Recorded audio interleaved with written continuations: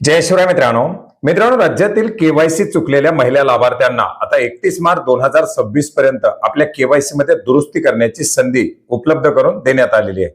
परंतु या केवायसी मध्ये सुधारणा करत असताना बऱ्याच साऱ्या महिला लाभार्थ्यांच्या माध्यमातून आपला आधार कार्ड नंबर एंटर केल्यानंतर हा आधार दुरुस्तीच्या यादीमध्ये नाही किंवा पडताळणीच्या यादीमध्ये नाही अशा प्रकारे एक एरर येत आहे।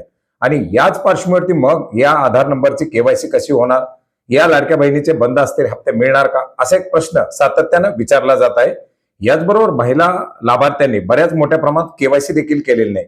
अशा महिला लाभार्थ्यांना पुन्हा केवायसी कधी सुरू होणार, केवायसी करता येणार का, हा देखील एक प्रश्न या ठिकाणी विचारला जात आहे। आणि या दोन्ही प्रश्नाची उत्तरं आजच्या व्हिडिओच्या माध्यमातून घेण्याचा प्रयत्न करणार आहोत।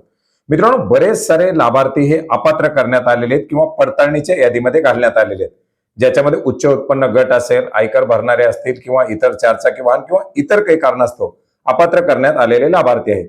याचबरोबर बऱ्याच साऱ्या महिला लाभार्थ्यांना केवायसी केलेली नव्हती असे लाभार्थी, अशा लाभार्थ्याचे आधार नंबर या केवायसीच्या दुरुस्तीमध्ये पुन्हा एंटर करता येत नाही किंवा त्या आधार नंबरची केवायसी करता येत नाही।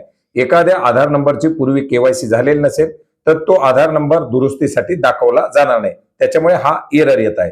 अर्थार्थी या ज्या काही महिला लाभार्थी असतील, या महिला लाभार्थ्यांचे येणारे हप्ते हे बंद होणार आहेत जोपर्यंत त्यांची केवायसी होत नाही किंवा जोपर्यंत त्यांची पडताळणी पूर्ण होत नाही। आता ज्या महिला लाभार्थ्यांची केवायसी चुकली होती, त्यांची केवायसी दुरुस्ती झाल्यानंतर पडताळणीमध्ये त्या जर पात्र असतील तर त्यांना थकीत असलेले सर्व हप्ते मिळणार आहेत। परंतु हे जे काही महिला लाभार्थी जोपर्यंत पडताळणीच्या यादीमध्ये आहेत, त्यांची पडताळणी पूर्ण होईपर्यंत त्यांना हे हप्ते मिळणार नाहीत। आता मग केवायसीच केली नाही किंवा अशा प्रकारे एरर येतोय, मग पुन्हा केवायसी कधी करायची, हा देखील एक प्रश्न विचारला जातो। मित्रांनो, याच्यासाठी आपण पाहिलं होतं की 18 सप्टेंबर 2025 रोजी महिला व बालविकास विभागाच्या माध्यमातून केवायसी सुरू करण्यासाठी एक GR निर्गमित करण्यात आलेला होता, ज्याच्यामध्ये आपण पाहिलं होतं की नोव्हेंबर महिन्यापर्यंत ही केवायसी करण्यासाठी मुदत दिलेली होती। पुढे त्याला 31 डिसेंबर पर्यंत मुदतवाढ करण्यात आली आणि या तारखेपर्यंत ज्या महिलांची केवायसी चुकली त्यांना आता दुरुस्ती करण्यासाठी 31 मार्च 2026 पर्यंतची मुदत देण्यात आलेली। परंतु आता ही केवायसी केल्यानंतर प्रत्येक वर्षी ही केवायसी सुरू करण्यासाठी सुद्धा त्या GR मध्ये सूचना देण्यात आलेल्या होत्या।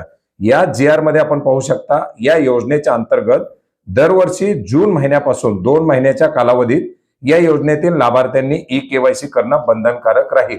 म्हणजे प्रत्येक वेळी या योजनेच्या अंतर्गत जून पासून पुढील 2 महिने अर्थात जून आणि जुलै या कालावधीमध्ये ही केवायसी केली जाणार आहे।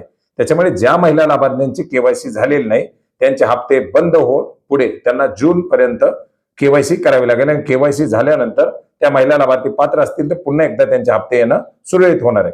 त्यांच्यामुळे ज्यांची केवायसी झालेली नाही त्यांना आता जून पर्यंत वाट पाहावी लागेल।